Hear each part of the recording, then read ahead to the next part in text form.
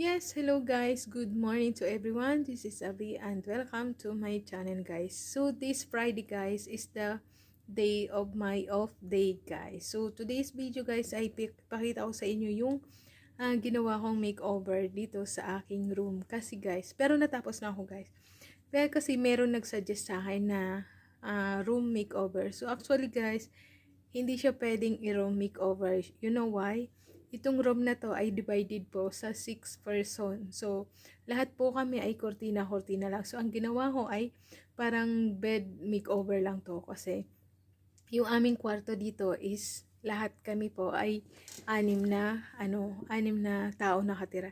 So, ayun po, nag-makeover na ako. Yun yung ko. Tapos, ayan. Na-makeover ko na siya kanina. Ayan, guys. Nalinis ko na siya. So, ipapakita ko sa inyo yung video ko sa pagkatapos ko nito magsalita. So, kasi hindi ko na dahil sa sobrang dami, sobrang kalat na ginawa ko. At nagbawas din ako ng mga basura para in 1 week kasi within Saturday until Thursday, so wala kaming pahinga. So, ang mga rakerestang OFW, kaming mga OFW na nandito, so wala kaming time maglinis o kundi yung off lang. So, since minsan hindi rin ako nakakapag-vlog, so, meron akong nabasa dun sa aking video, sa aking vlog na nagsasuggest sila ng room and then room tour and then room makeover. So, ginawa ko ngayong Friday, ngayong off day, na maglinis ng yung division na to, yung room. So, kung mapapansin nyo, wala na akong dyan. Tsaka medyo wala na rin mga kalat. Medyo okay na siya. So yun, naisipan ko bed makeover na lang siya. Kasi hindi siya pwedeng i-room makeover kasi marami kami dito. Ayan ho, yung mga sampasampayan. Tsaka hindi ko pwedeng ipakita ang hindi para sa akin kasi baka magalit sila. So yun lang, yung along the bed lang yung nandito sa amin. Yun yung nilinis ko. So kasi marami akong sinampay dati, gano'n. So yun, natapos na yung aking bed makeover. So, by next in my vlog, so, i-tutor ko na lang kayo sa aming accommodation. So, yun na lang magiging So, yung accommodation vlog, hindi room tour kasi baka yung ibang mga kasama ko ayaw nila. So, yun. At saka medyo makalat din yung iba. Parang ako, kasi wala po kami talagang time maglinis sa namin kasi busy talaga. At saka, pagdadating namin galing sa trabaho ay sobrang pagod na, wala ka ng chance kundi mag-toothbrush, kumain. Minsan nga wala na kaming time kumain. So, mag-toothbrush, matulog na lang. So, wala kaming time maglinis. So, yun.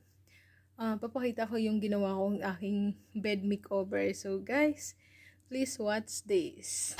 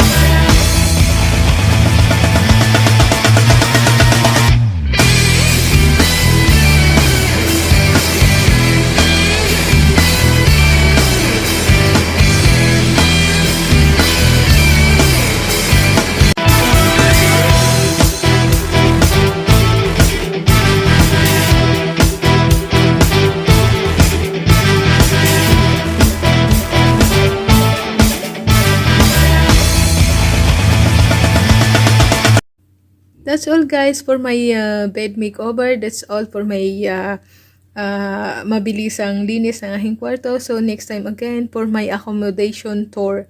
So, yun ang isusunod kong vlogs, yung accommodation tour ko. So, that's it guys. And thank you so much. Don't forget to subscribe and click the notification below guys para updated po kayo sa aking mga upcoming vlogs ko. Thank you. Bye!